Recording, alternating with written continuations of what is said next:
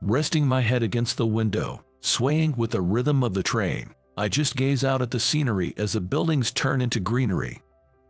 Today is the day I move to an unfamiliar rural town. I'm a 35-year-old office worker, employed in research. I work at a pharmaceutical company, part of the development research department. Our department is moving to a branch in the countryside, so all of us are being transferred. That's why I'm moving to the countryside. Born and raised in the city, this is my first time living in the countryside. Far from being excited, I'm weighed down by the thought of the inconveniences to come, being so used to the conveniences of city life. With these feelings, I arrived in this town. Now, several months later, I'm finally getting used to commuting to the new lab. As expected, this is a rural town with nothing much around, but the huge lab here is more convenient than the small one at our city headquarters. Still, life here is inconvenient. No convenience store nearby for a quick snack, and if I run out of household items, it's a 30-minute drive to the nearest supermarket. I'm certainly feeling a bit weary of this lifestyle. And lately, this fatigue isn't just physical but mental as well. The reason isn't just this rural town, but something else. It's the recent change in our department head, Tyson. "Hey, John, you're staying late today." "Again today. Can't be helped. I'm tied up with entertaining clients. There's a report I need to submit to headquarters by tomorrow." "You get it, right? But that report needs your review before sending, right? Just leave it. Entertaining clients is more important." "Entertaining? You've just been bar hopping with locals lately. Did you say something? Don't you know what could happen to you in this town if you defy me?" "Yes." Since the boss's oversight has diminished, Tyson has become quite tyrannical since moving here. Back at headquarters, he was unremarkable, quiet, not particularly capable, but harmless. Does a change of environment bring out a person's true nature? Unreasonable scolding, nonsensical instructions. Yet, all of us, my colleagues, juniors, even my seniors, had no choice but to silently comply. Sigh, tired again today. Walking down a large, solitary road, I stopped by a small, privately owned store before heading home. There are fields on both sides, and the smell of earth wafts with every breeze. With no convenience store nearby for a late-night snack, visiting this shop has become part of my daily routine after work. "Well, hello, welcome, John." A slightly older woman greets me with a smile. "Hard at work again today. You really put in the effort, don't you?" she says as she hands me a bag, and I always make sure to thank her before taking it. "Thank you." "Come again soon." Cicadas buzzed, and a breeze rustled through. The sun had tilted further since earlier, beginning to darken the sky. It's a good 30-minute walk home, so I opened one of the beers I just bought. When opening the can, it made a satisfying sound. Then I sighed and took a gulp. That's good. Lately, I've been thinking a lot. I enjoy my daily research, but I wonder if it's worth coming to such a remote rural area for it. Tyson spends his days bar hopping with locals and often comes in hungover, useless at work. While covering for Tyson and enduring his unreasonable anger, I spend my days solely focused on research. On my days off, I just laze around, fiddling with my phone, not going anywhere. In this lonely rural town, without a girlfriend or friends, there's too little to do alone. Is this really how my life should be? At 35, such concerns have risen. The next day, feeling well rested for the first time in a while, I woke up refreshed and grabbed my phone. What? That moment, I took my breath away. It was already 10 a.m. Oh no, I overslept. Panic set in, and I quickly called the lab, where my colleague Richard answered. "Hello, it's John. Sorry, I overslept. Is Tyson there?" "Hey, good morning." "Nah, Tyson's not coming today. Sounds like he's hungover." Got it, sorry, I'm on my way now. Just leave my work. Nah, it's cool. Why don't you take the day off? What? You've been looking down lately. Probably tired. Take a break today. I've got your work covered. Taking my colleague's advice, I decided to skip work for the day. When was the last time skipped work? But what to do now? I was not even sleepy anymore.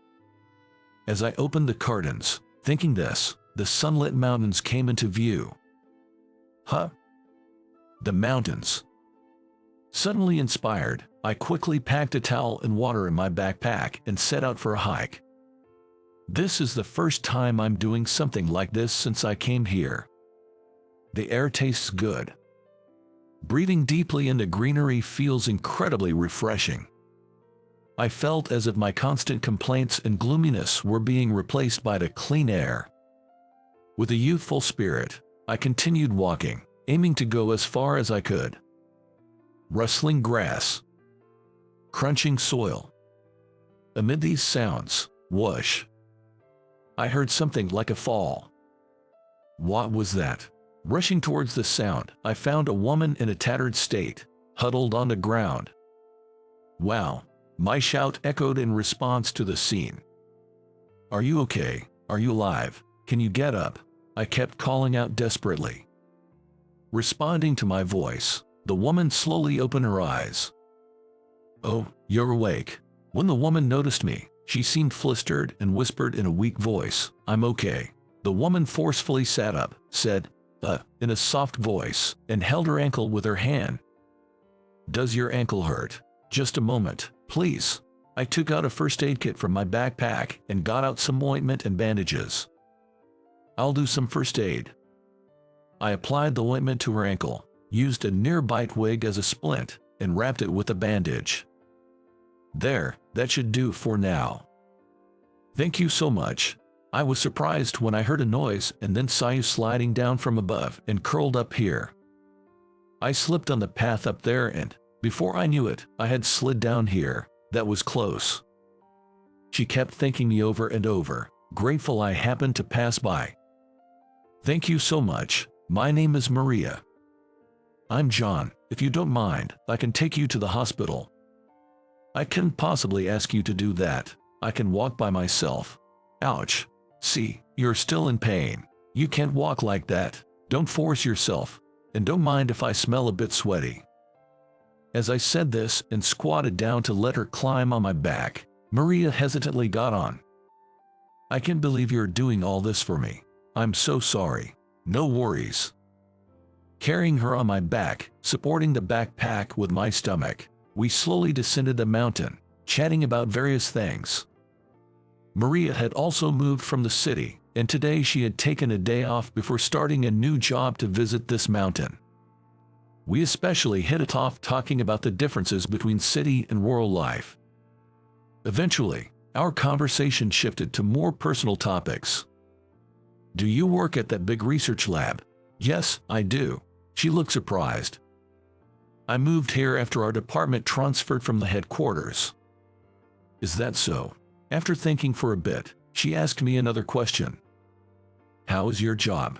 Well, I've gotten used to the new workplace, but actually, my boss, his personality has changed lately, and it's been tough. Haha. I ended up telling Maria about how my boss had changed since moving here.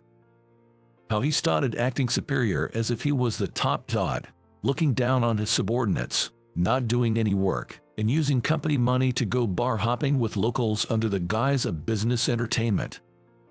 It had been a while since I talked to someone outside of work, so I accidentally shared more than I intended.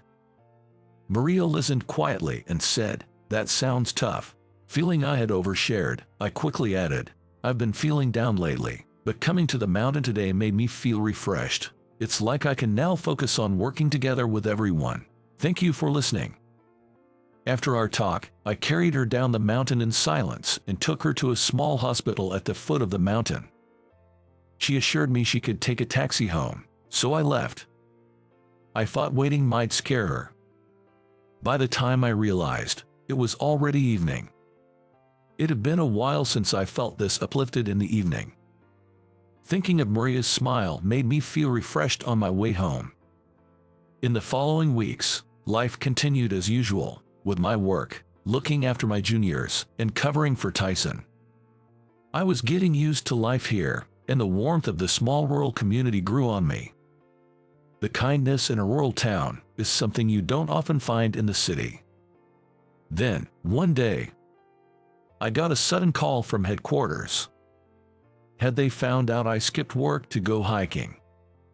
Feeling anxious about possibly being fired, I headed to the city. Seeing the towering skyscrapers after a long time made my heart flutter. When I lived there, I never noticed, but the air felt like it was mixed with various things, making my nose feel stuffed. With my heartbeat racing in fear, I calmed myself as I visited the CEO's office at the headquarters. "Excuse me." As I entered, the CEO greeted me with a smile. "Hey, long time no see, John. Have you lost some weight?" Seeing the CEO as usual confused me. I had been expecting to be fired, so it felt like unexpected.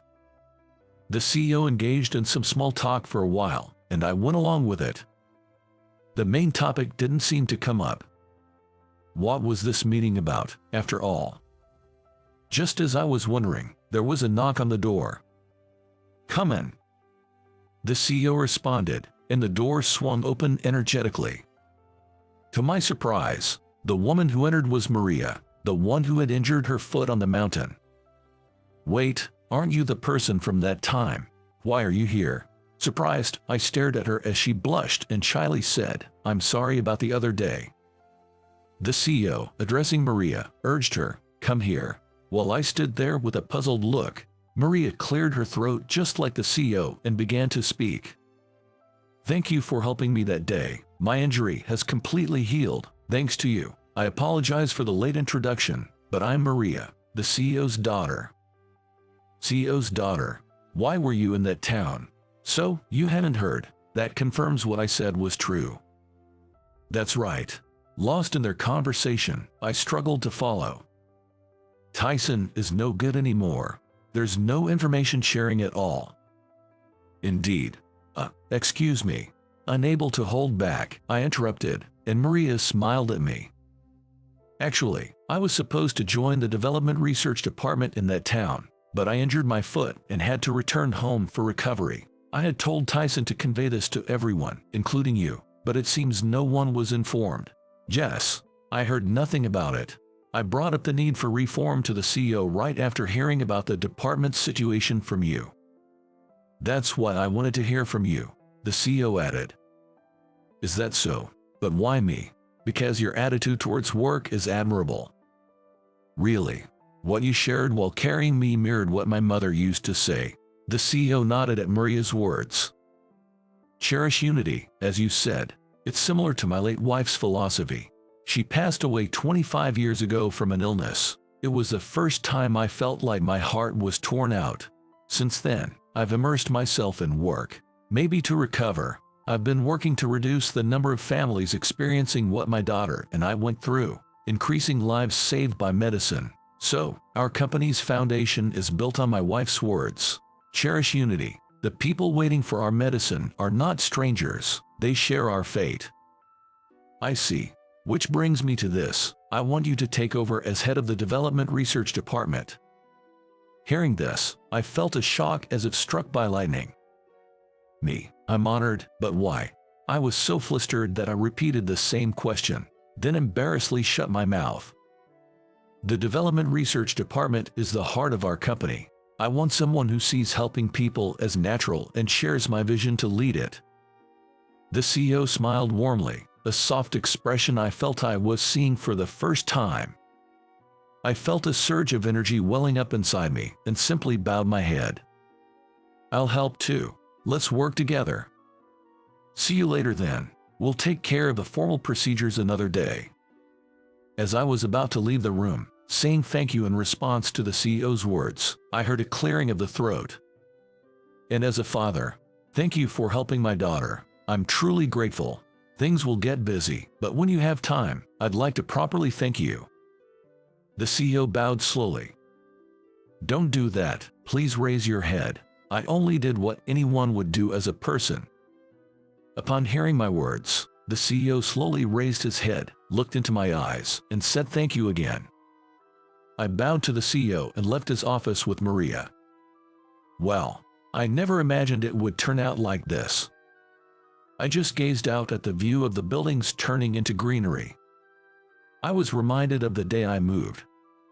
But unlike that day, Maria was now beside me, and I had an important mission of reform ahead. It's going to be busy, but at least it's goodbye to those days of aimlessly following a superior. I felt a passion surging inside me, warming me up. It's been a while since I've felt this way, perhaps since I was a new employee. I want to help people. That's why I chose this job and this company, drawn by the CEO's character.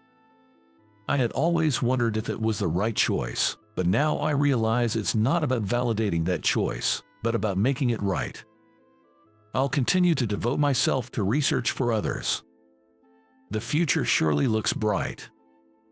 Squinting at the dazzling sunset for a moment, the rural town came into view. I'm looking forward to the future. Upon hearing Maria's words, I slowly nodded in agreement,